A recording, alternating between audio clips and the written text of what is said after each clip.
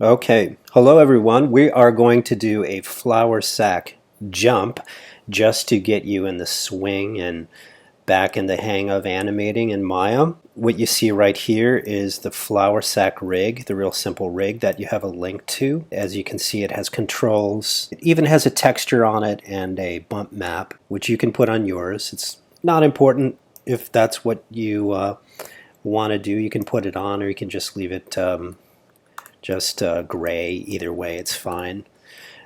I am using Autodesk Maya 19. I recommend 19.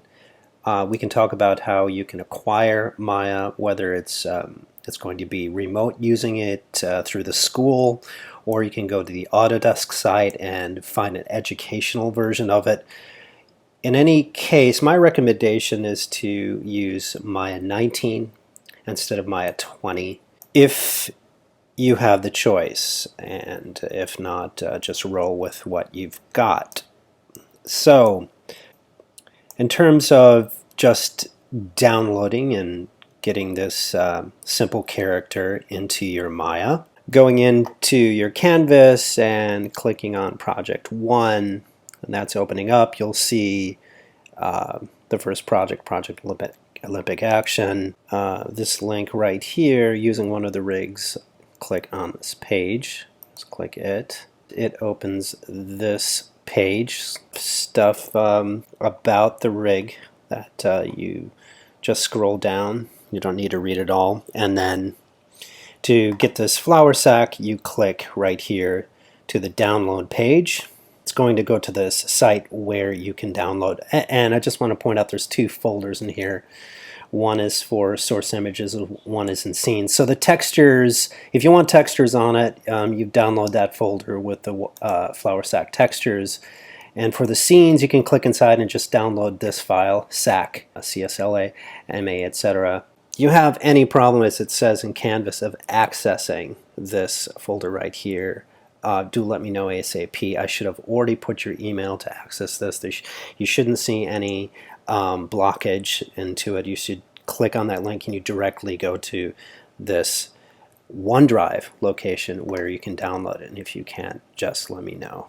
And what you need to do is go in Scenes and download the MA file. That is the full character, right? And if you want textures on there, then you go to and source images. You can just download this whole file, this whole folder. There, click download.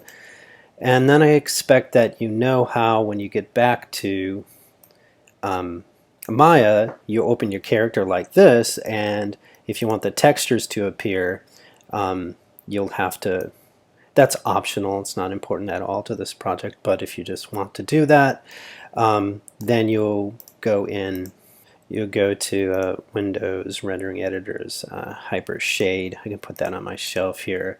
And in the Hypershade, you can find the places where the flour sack shader here in color, you'll find the place where you need to wake up the path to the image. And then you just search for the one you downloaded. It's probably in your downloads folder or at your desktop, wherever you put it. Anyway, I'm sure you know how to do that, and it's rather immaterial because we're going to focus mostly on animation now. So lighting, texture, any of those other things are just icing on the cake. You don't really need to do anything. And here we're just practicing.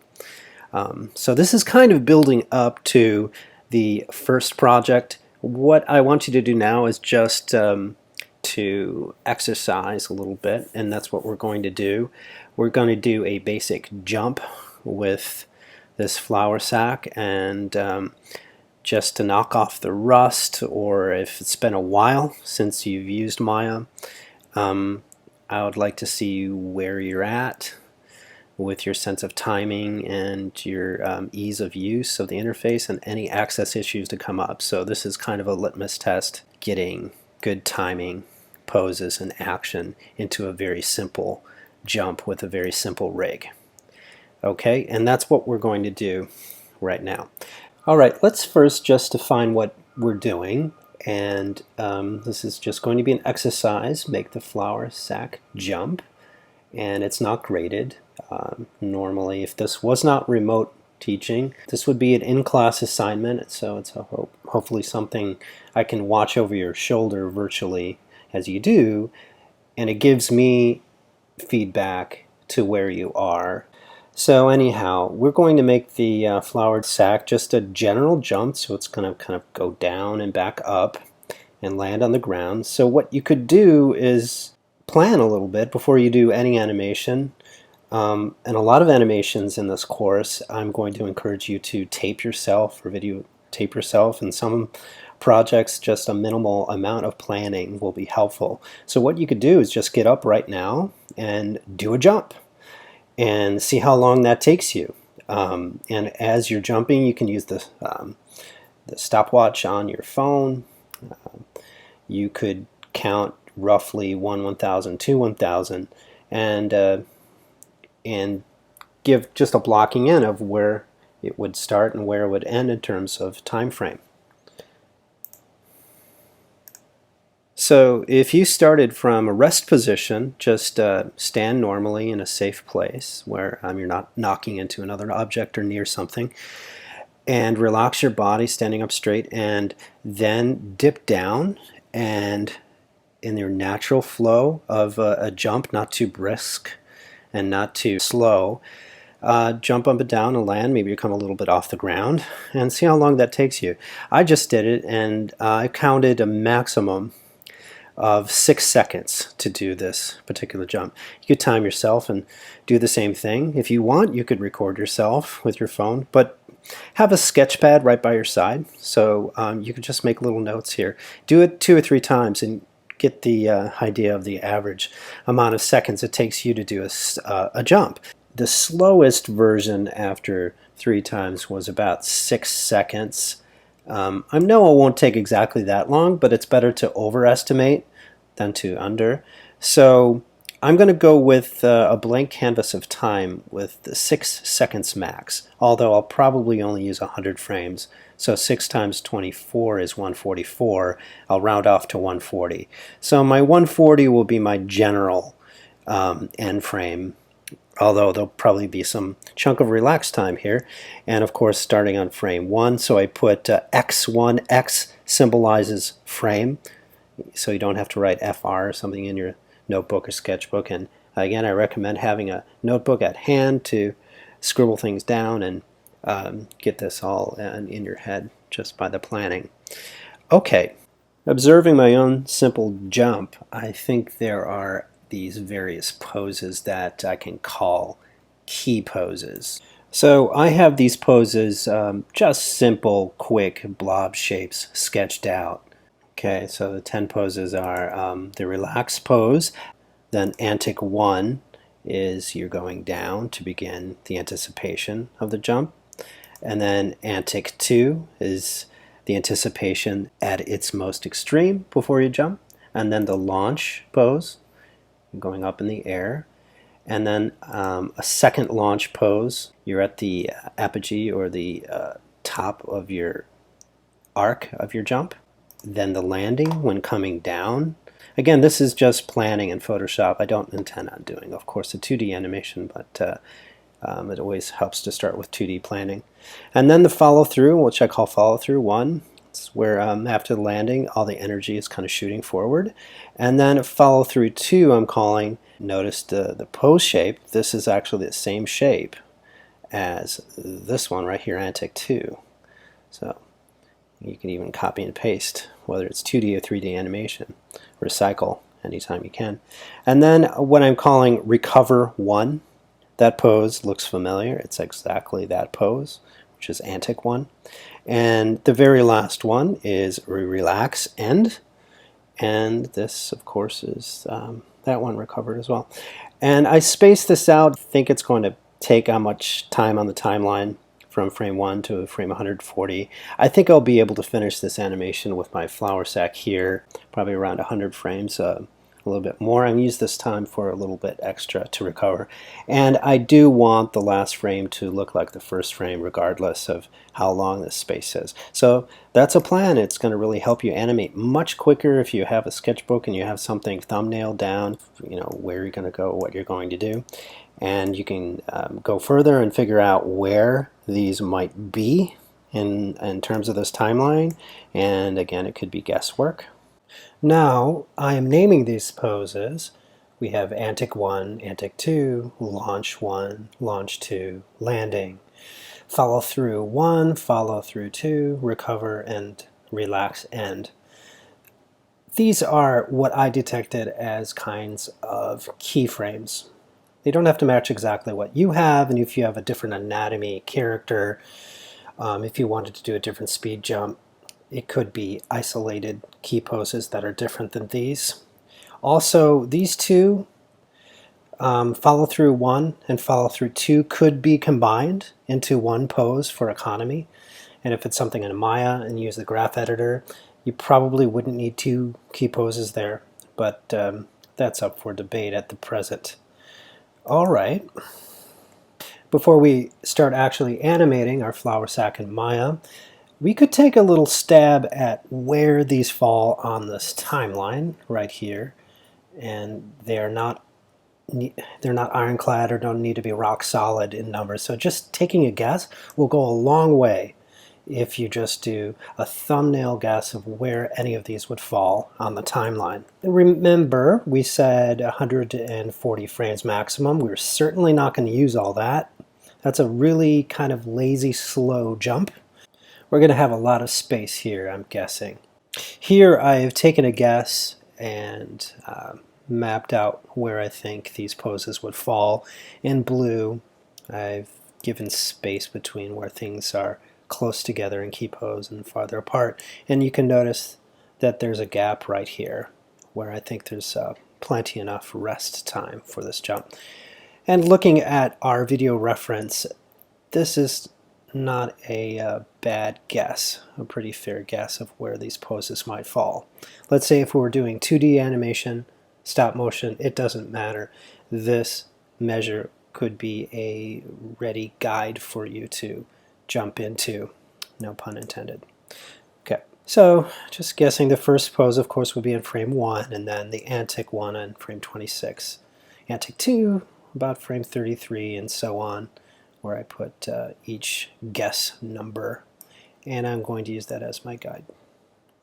And when I animate in Maya, and if you're used to that environment, if you've done projects before and in your prerequisite classes, it is beneficial to animate in a side view, and that's no mistake why I put this into a side view of the character jumping. No angle perspective or 3/4 or any sort of extra angles. This is a very flat view or orthographic. You see the character, you can analyze that character jumping perfectly in the side view. So that's how it would line it up in Maya here with your character ready to make a jump.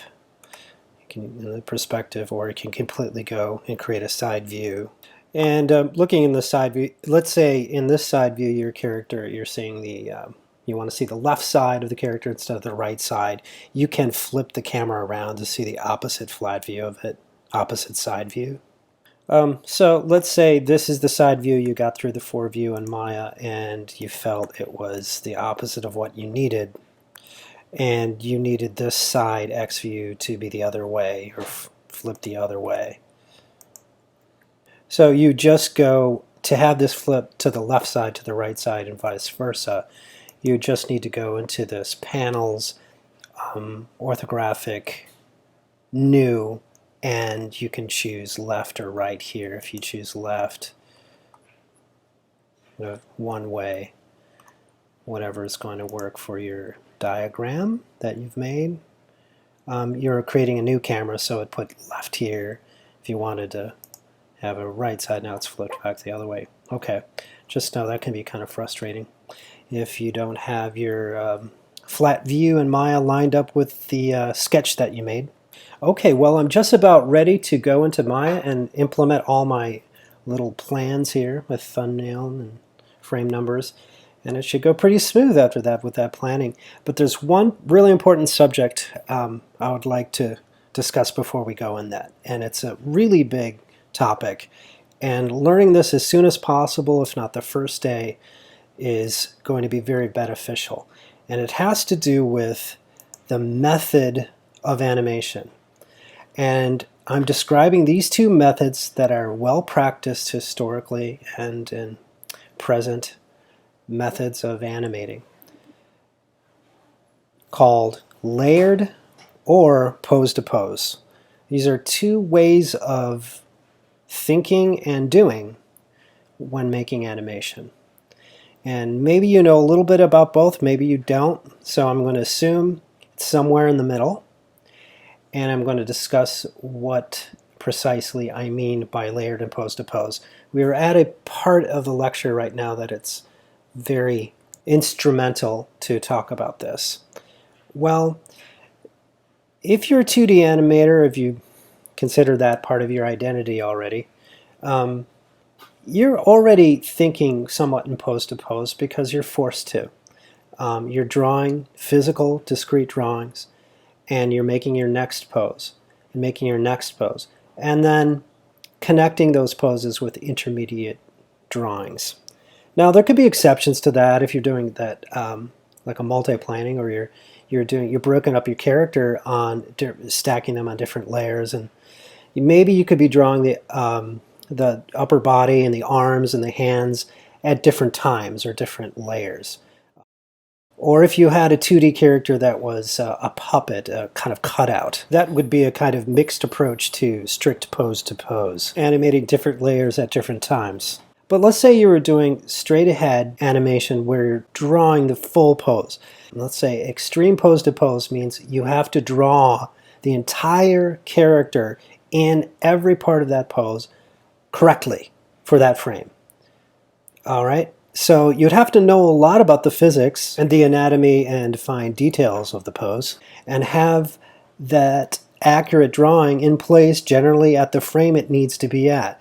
You'd need a lot of experience at animation to do it really flawless and really quick, and some animators who've been doing it for many years could draw pose to pose really succinctly and thoroughly, that they wouldn't have to go back and redraw the hands or something like. So an extreme take on pose to pose is that each pose is complete. You draw all at once. You have to know what that pose is in its entirety. So if we just stop at the moment and glance at what we have already, we could be on the path of creating a pose to pose method, because we have all of the side view key poses laid out for us, and then we have to add other details. Of course, this is really crude. It's like, this is not standing in for the amount of squash and stretch or volume consistency or anything like that. It's just a really crude sketch. But if we want to add more to it and more detail, if it had hands coming out or flippy floppy ears or something else, we could consider that adding as early as possible and everything in the pose, and trying to nail the pose and nail the frame it's on. With a lot of experience, that's going to help, and if you're good at it, it could save an enormous amount of time, because you can visualize in your head precisely what's needed for the pose and the time.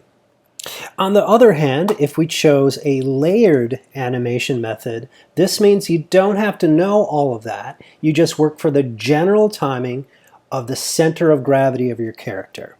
You treat the character like it's an object, a mass object, a ball, and you get the weight of it generally figured out. And when you have that perfected, you move on to more details and add upon accumulatively more refined animation. That is, layer more animation upon a foundation. Once you get one major property of the animation all ironed out and moving in a believable way, then you add more. So if you had the center of gravity and it's finally animated in a correct way with timing, then you could add the arms and legs if it had it, or the ears, or in this case it has these floppy ears.